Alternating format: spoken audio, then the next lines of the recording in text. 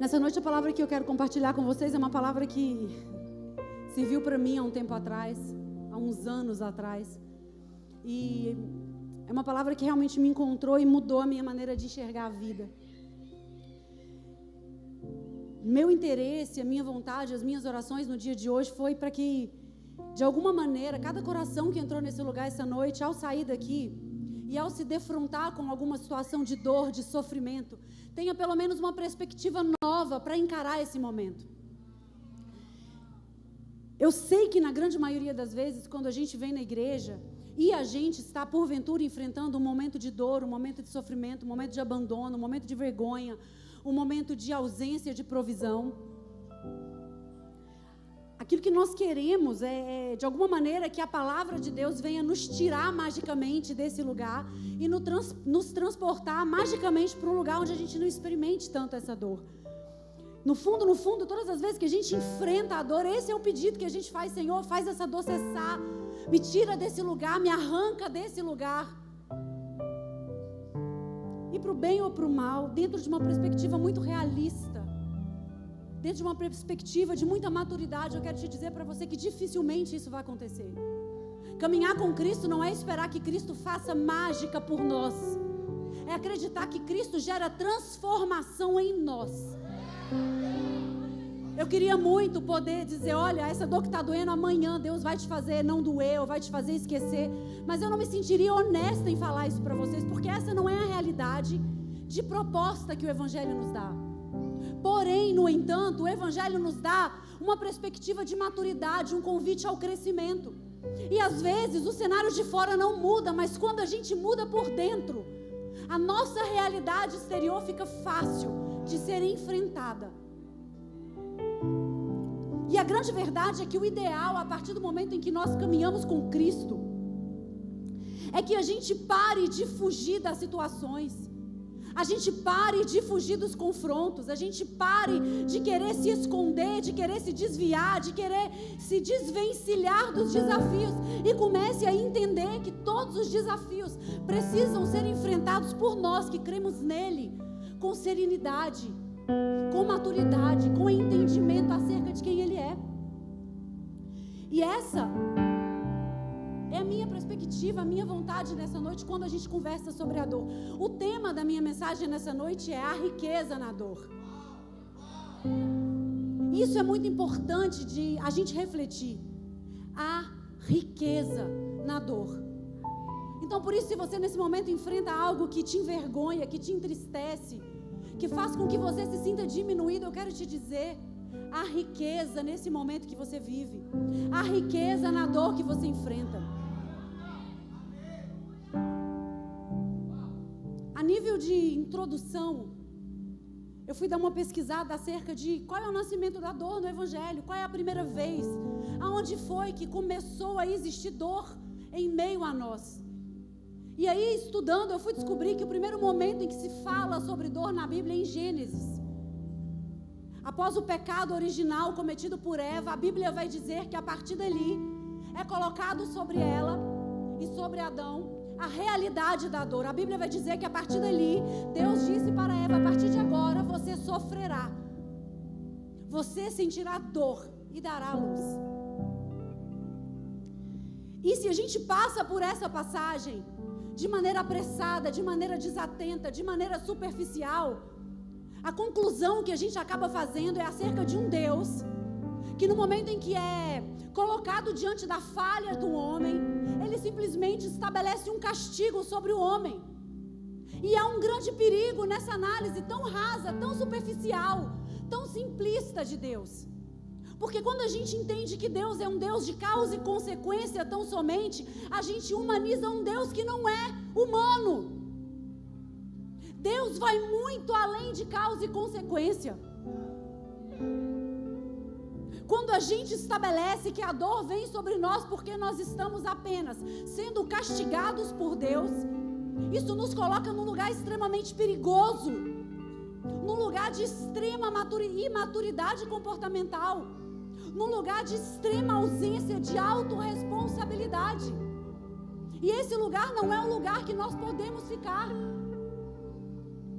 Essa análise de que o sofrimento que nós experimentamos, que a dor que muitas vezes a vida impõe sobre nós, é meramente um castigo por algo que nós fizemos, retira de nós a perspectiva de autorresponsabilidade. Porque é tão perigoso ficar nesse lugar. Porque quando a gente fica nesse lugar, a gente passa a entender que a nossa vida e as nossas colheitas são meramente força do acaso. Pode ser que Deus se agrade, pode ser que Deus não se agrade, pode ser que eu faça certo, pode ser que eu não faça certo. Eu não sei se você já ouviu isso, mas eu já cansei de ouvir gente imatura, que quando se confronta, quando se é colocado no lugar da dor, tem facilidade em dizer: meu Deus, o que eu fiz para Deus para merecer isso? Deus só pode estar irado comigo, porque eu não mereço essa dor. Eu devo ter feito alguma coisa para Deus. E aí você se assenta na poltrona da imaturidade, em que Deus é meramente um ser humano raso, um Deus que trabalha com troca barata. Se você me agrada, eu te premio. Um Deus meritocrata.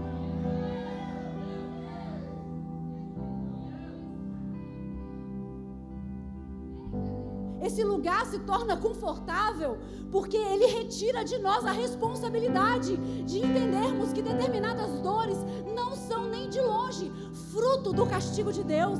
Ao contrário disso, desde Eva, o que Deus faz não é meramente castigar alguém que não soube obedecer. Porque a imaturidade faz a gente olhar para Deus e imaginar um professor birrento que diz: se você não fizer silêncio, você perde o recreio. Mas a verdade é que esse não é o caráter de Deus. O caráter de Deus é que Ele é bom. O caráter de Deus é que Ele é fiel. O caráter de Deus é que Ele é justo. O caráter de Deus é que Ele é imutável. Ele é o mesmo hoje, ontem e para sempre. Deus não tem variação em si. Deus não te ama mais hoje e te detesta amanhã. Deus não te escolhe para te descartar. Deus não te levanta para ter prazer na sua queda.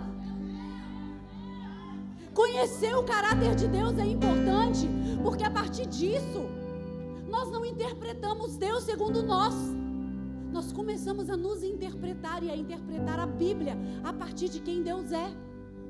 E a partir de quem Deus é, olhando para Gênesis, a gente vê um pai que havia estabelecido um plano perfeito para os seus filhos.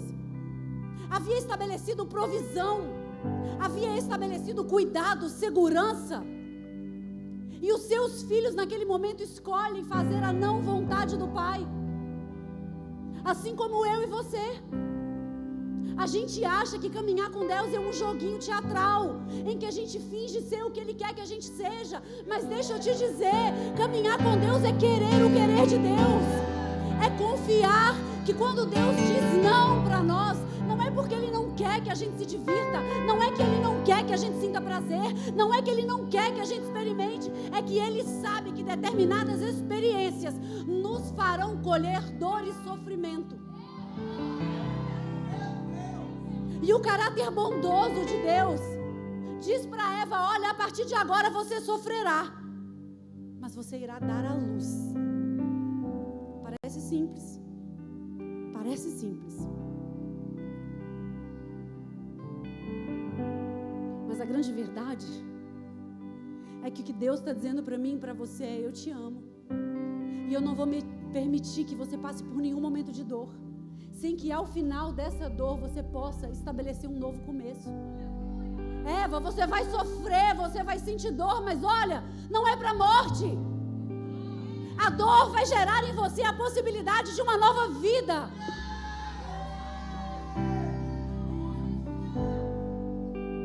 O caminho de dor não faz parte do plano de Deus para as nossas vidas. Do ponto de vista biológico e agora não mais bíblico, não mais espiritual, a dor é segurança para as nossas vidas. Quando você sente dor, o seu corpo está te indicando que algo não vai bem. Deus nos criou, o Deus cuja vontade é boa, perfeita e agradável. E esse Deus permitiu que o nosso corpo, através da dor, desse sinais para a nossa restituição. Quando você vai ler a Bíblia, você vai ler inúmeras vezes sobre leprosos. E todas as vezes que a gente lê sobre leprosos na Bíblia, a gente se defronta com um Cristo que em momento algum teve dificuldade de se aproximar ao leproso. Teve dificuldade de tocar no leproso. Teve dificuldade de estabelecer cura sobre o leproso. Eu não sei se você sabe, mas a grande deformidade que a lepra causa em nós, alguém sabe qual é? A incapacidade de sentir dor. O leproso, ele é acometido com uma falha neural que retira dele, do ponto de vista biológico, a capacidade de sentir dor. Então, se um leproso pisa no fogo, ele fica com o pé ali até que o pé dele seja totalmente queimado, porque ele não percebe que aquele lugar faz mal para ele.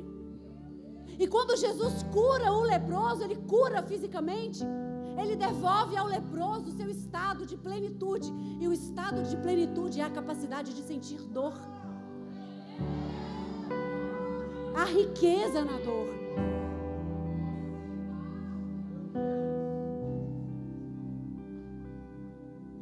De cada 10 pessoas que me procuram, 9 chegam até mim e me pedem um conselho, uma solução, uma fórmula mágica, uma mentoria, um curso, para que elas sejam capazes de lidar com a dor.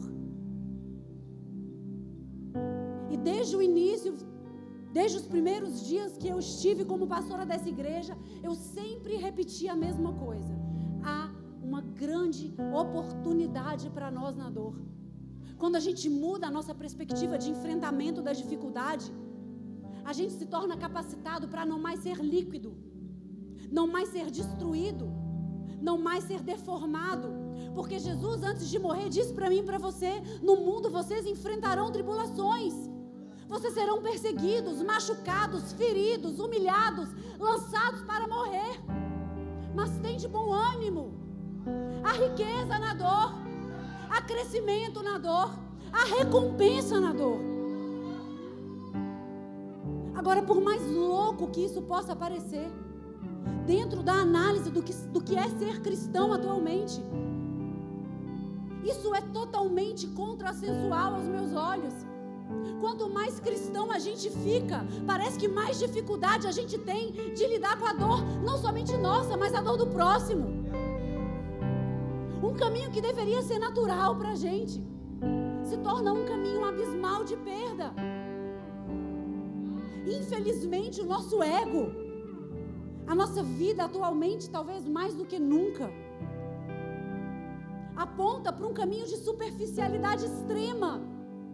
E aí a gente faz da nossa vida um cálculo matemático barato, ordinário, simplista, infantil.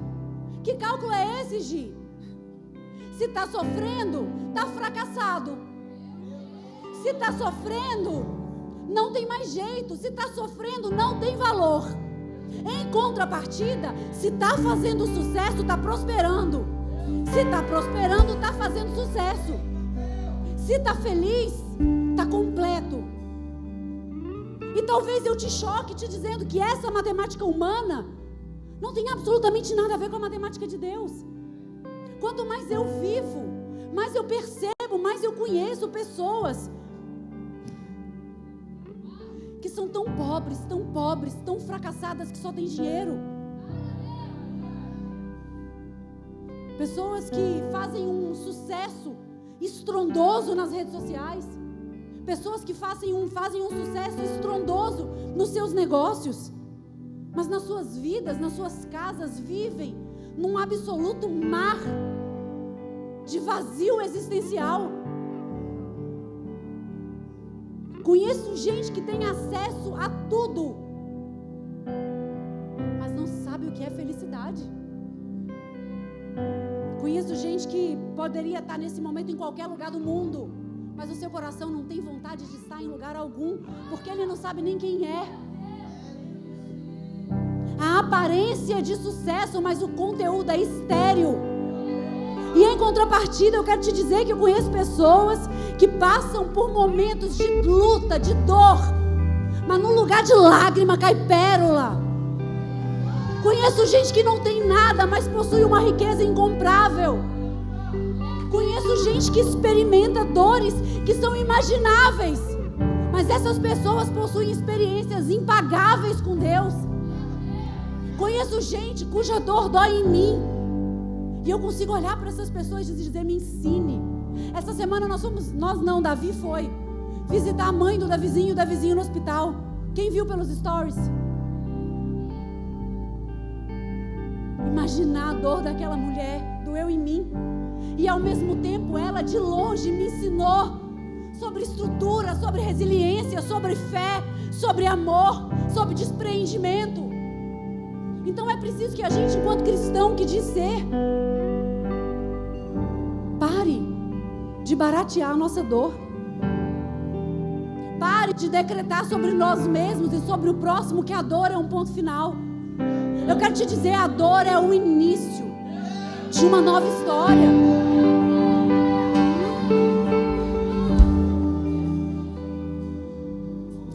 Dito isso, eu queria começar a pregar com vocês falando sobre algumas oportunidades. Algumas oportunidades que ficam muito claras diante de nós quando a gente olha cenários de dor. A primeira oportunidade, e essa oportunidade ela é valiosíssima. A primeira oportunidade que nasce para nós num cenário de dor é a capacidade que a dor e o cenário de dor possuem de nos mostrarem uma perspectiva real de onde nós estamos. Na dor existe para nós a possibilidade de uma revelação completa acerca da realidade factual em que nós estamos inseridos. O quadro de dor que talvez você esteja enfrentando, o quadro de decepção, de traição, de ausência, de abandono, de medo, que talvez você tenha entrado aqui hoje sentindo. Esse quadro libera para você uma chave poderosa de poder analisar a sua realidade e se descobrir dentro dela. Eu queria que você abrisse a sua Bíblia em João, capítulo 8, versículo 4. Diz assim a palavra de Deus. A gente conhece essa passagem. A passagem da mulher adúltera. Diz a palavra de Deus no capítulo 8 que aquela mulher havia sido pega em adultério e é levada diante do Senhor. Aleluia. Disse assim a palavra de Deus. Disseram-lhe: mestre, essa mulher foi apanhada em flagrante adultério. Ora, Moisés nos ordena na lei que as tais mulheres sejam apedrejadas. Tu, pois, o que dizes? Jesus, porém, inclinando-se, começou a escrever no chão com o dedo. Mas como insistiu em perguntar-lhe, ergueu-se e lhes disse: aquele dentre vós que está sem pecado, seja então o primeiro a atirar a pedra. Sempre que nós falamos dessa passagem, os nossos olhos, de maneira involuntária, se fixam na cena de Jesus aos pés dessa mulher, inclinado para ouvir essa mulher, para se interpor em favor dessa mulher. Porém, nesse momento eu queria propor a vocês que a gente por uns instantes deixasse de lado o pecado dessa mulher, o adultério que essa mulher... Na verdade, ouso dizer que esse adultério é de todos o menor elemento dessa cena. É o detalhe mais irrelevante que Jesus pode nos revelar através desse acontecimento. A dor dessa mulher jogada ao chão deu a essa mulher a chave de perceber por completo aquele cenário no qual ela estava incluída, a percepção de quem ela era, do que ela havia feito, do que estava acontecendo e, acima de tudo, de quem eram as pessoas ao redor dela. Quando a gente olha para esse quadro, se a gente estivesse com uma foto aberta aqui agora, se a gente desse um zoom, a gente ia ver claramente ali uma mulher exposta, tendo as suas falhas, as suas mazelas, as suas dores reveladas, como muitas vezes acontece comigo e com você. A gente olha para essa cena, a gente vê com muita clareza um coração rendido, exposto, amedrontado, um coração provavelmente que já se preparava para a morte. A gente vê essa mulher prostituta aos pés de Jesus.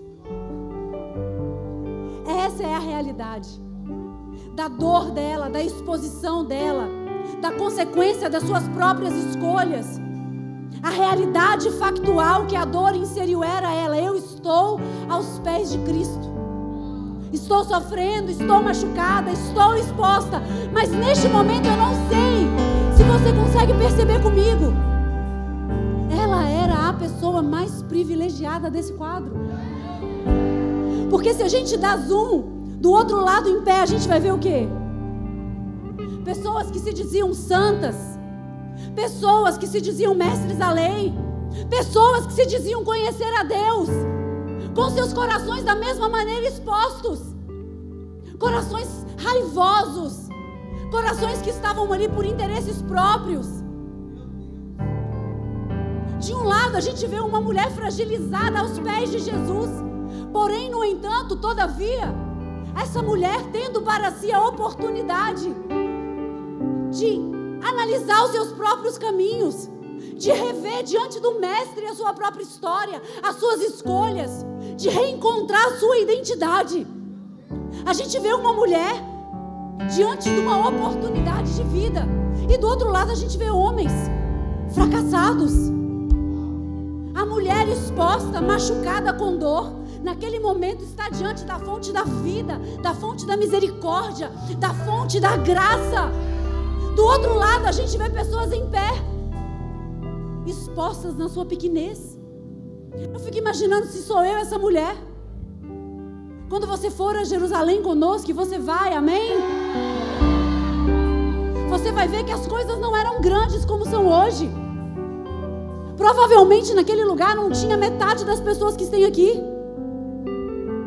E eu tenho quase certeza em afirmar que aquela mulher, ao olhar para aquela pequena multidão, encontrou ali amigos, encontrou ali amigas, encontrou ali pessoas cujos olhares deviam ser de vergonha. E o olhar dessa mulher, provavelmente como eu e você, quando a gente está enfrentando a dor, o nosso olhar é de ajuda. Eu experimentei isso de uma maneira muito violenta em 2020. De estar caída, exposta, machucada, ferida, deixada para morrer, e levantar os meus olhos a pessoas que estavam ao meu redor e não encontrar nada. Pessoas que eu achei que representariam segurança para mim, estavam com pedras na mão. Pessoas que eu havia dedicado a minha vida, como provavelmente essa mulher também havia dedicado a sua vida a outras pessoas, com vergonha. Pessoas cuja omissão doía tanto quanto uma ação de matar.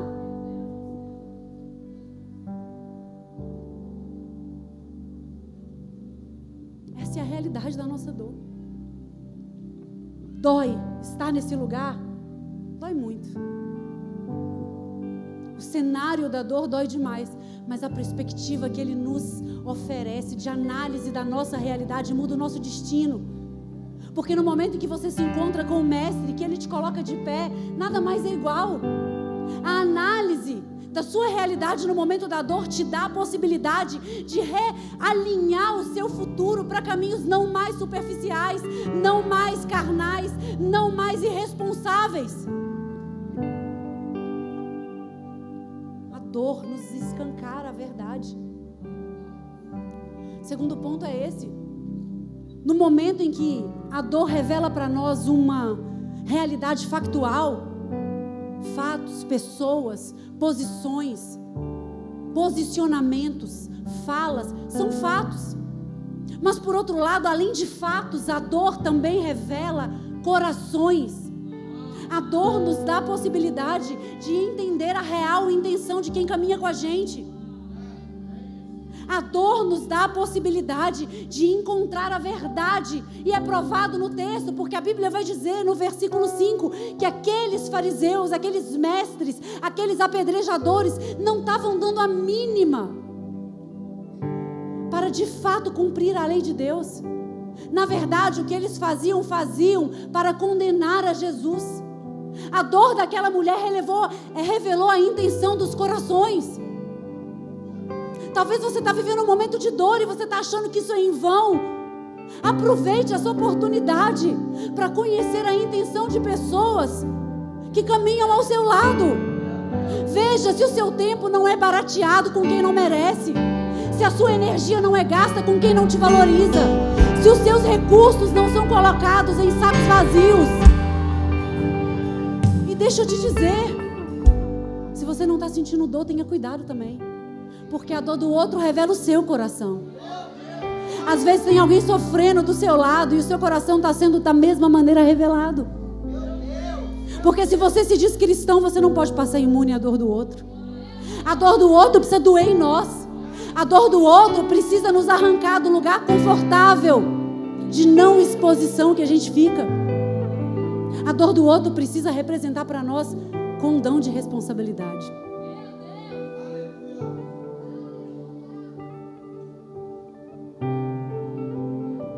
Terceiro ponto e penúltimo, porque hoje é ceia. E a gente vai ceiar.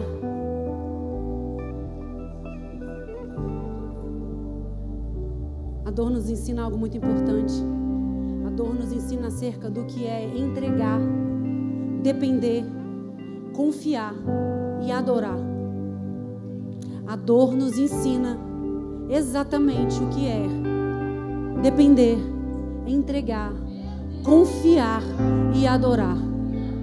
Porque se você é cristão, você precisa entender o que é confiar em Deus, entregar para Deus, depender de Deus e adorar a Deus, não importa a circunstância.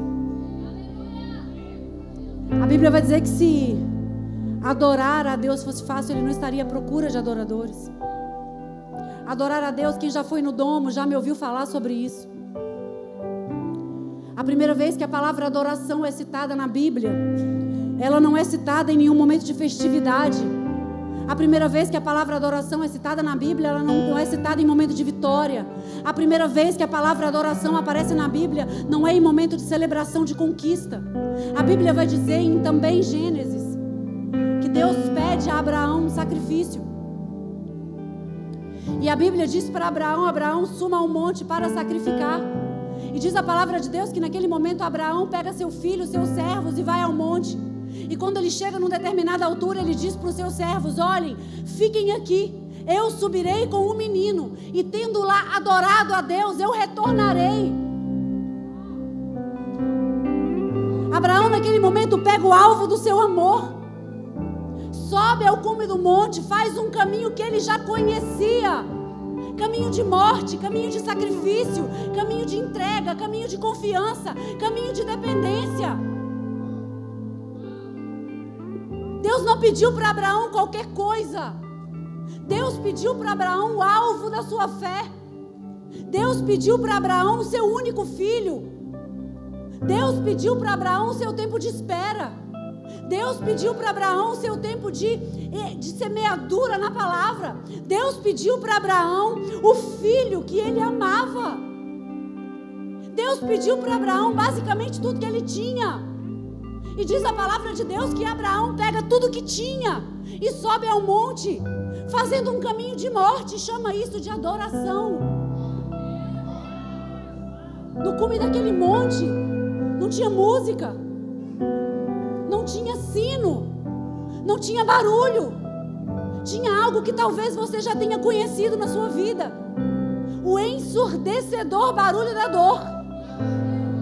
O silêncio total de pessoas, de vozes, de planos B, planos C. No alto daquele monte, a única coisa que Abraão teve foi um encontro com a dor, de ter que confiar em Deus, entregar para Deus e depender de Deus. Agora, olhando para Abraão, é confrontante perceber que a partir da nossa dor, a gente não entrega nada para Deus. O menor sinal de contrariedade, eu não vou dizer nem dor, contrariedade, no momento em que Deus não nos satisfaz minimamente naquilo que a gente entende ser fundamental. A primeira coisa que a gente faz é questionar o amor de Deus por nós. A única coisa que a gente faz é culpar Deus pelo castigo que esse Deus maldoso impôs sobre nós, quando na verdade, quando as coisas não saem da maneira como a gente queria, o nosso papel deveria ser confiar e não culpar. Quando as coisas fogem do nosso controle, quando as coisas fogem daquilo que nós havíamos programado, nós culpamos a Deus, mas na verdade, nós deveríamos depender dEle. quando a gente passa por provações, ausências, necessidades, a gente culpa a Deus. Mas nós deveríamos entregar para Ele. Nós deveríamos ter aquilo que entregar, sabendo que Ele é um Deus fiel, um Deus que retribui, um Deus que prometeu.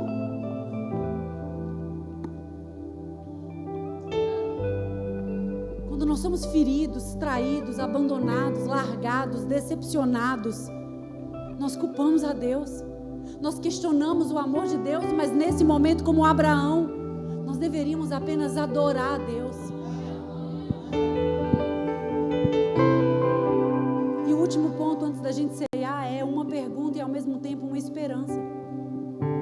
Eu queria te dizer que a sua dor não é em vão. Agora, a pergunta é: o que é que a sua dor tem gerado?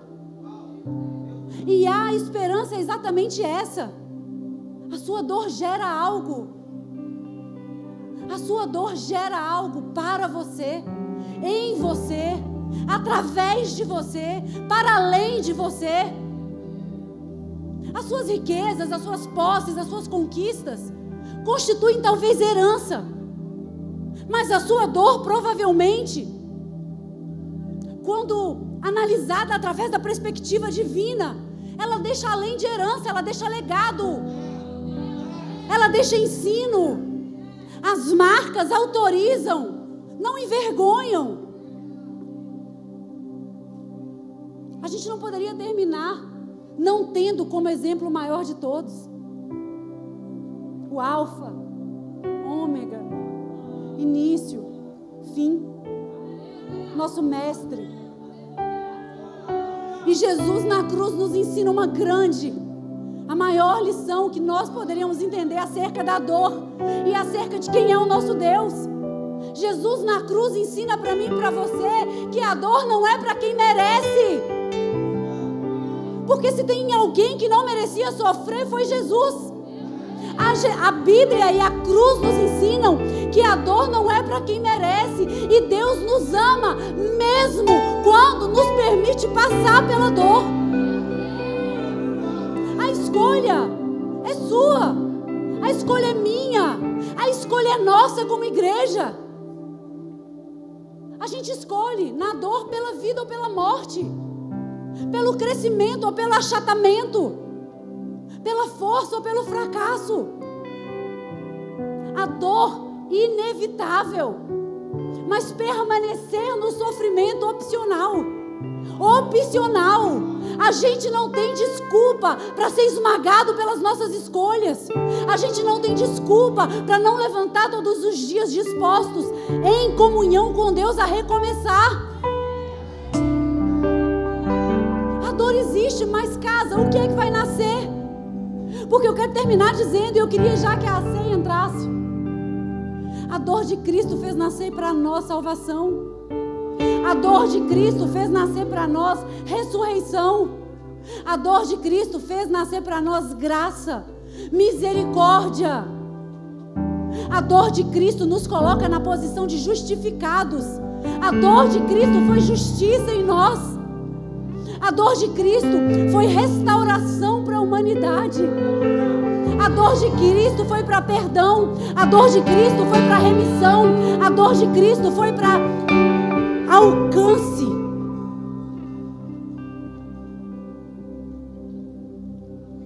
Nessa noite eu quero encerrar antes da gente cear, orando para que a gente aprenda a ressignificar o valor da dor. Todas as vezes que a dor bater na nossa porta, a gente entenda que, primeiro, Jesus não nos pune para a morte, ao contrário, toda dor nos encaminha para um caminho de gestação e de vida. A dor vai te dar a perspectiva de analisar seus passos, de analisar a sua história, de analisar o local em que você se encontra hoje. A dor vai te dar a perspectiva de se reposicionar, de ser resgatado em quem você é. A dor vai te dar a perspectiva de analisar com quem você caminha, quais os corações ao seu lado, qual é o seu coração diante da dor do próximo. A dor vai te dar a possibilidade de aprender a confiar, de aprender a entregar, de aprender a adorar, de aprender a semear. A dor vai te dar a possibilidade de tomar uma decisão por gerar ou por morrer. Eu queria que você abaixasse sua cabeça, que você visitasse aquilo que te dói, que você tivesse coragem nessa noite de ter um encontro com a sua identidade, que talvez essa dor esteja esmagando.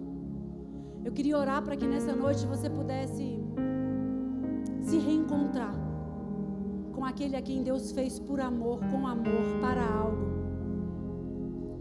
Senhor, em nome de Jesus, nessa noite, diante da sua ceia, diante do seu corpo, diante do seu sangue, eu quero orar, eu quero pedir a Deus, eu quero clamar ao Senhor, que visite os nossos corações, que restaure os corações da nossa igreja, que a partir de agora, os nossos corações possam a cada dia, a cada momento, conforme nós cantamos hoje, amanhecermos com o Senhor, dizendo: Deus, obrigado. Obrigada porque apesar da dor, o Senhor não se envergonha de mim. Obrigado porque a dor não representa para nós o fim de nada, ao contrário disso. Senhor, que nessa noite a sua presença, a presença do seu consolo, possa invadir os nossos corações nesse lugar. Que o Senhor possa resgatar do abismo do sofrimento, da depressão, da vergonha, da acusação, do decreto de morte. Senhor, nessa noite que o Senhor nos restabeleça na posição do Cristo ressurreto. Que o seu amor seja capaz de nos reerguer. Que o seu amor seja capaz de nos restaurar. Que o seu amor gere esperança nos nossos corações. Que o seu amor nos dê a perspectiva da paciência. Porque alguns processos, Deus, são doloridos, são demorados. Mas o Senhor prometeu que ao final nós geraríamos vida. E eu quero declarar sobre a igreja vida. Vida sobre cada mãe, vida sobre cada pai, vida sobre cada filho. Eu chamo à existência o propósito que foi parado pela dor. Eu chamo à existência o propósito que foi parado pela vergonha. E que essa ceia nessa noite possa lavar os nossos corações e nos colocar como aquela mulher diante dos seus pés. Que essa ceia nessa noite represente o encontro com a fonte da vida, com a fonte da graça, com a fonte da misericórdia, com a fonte de um novo começo de Cristo em nós. É o que eu te peço nessa noite, em nome de Jesus.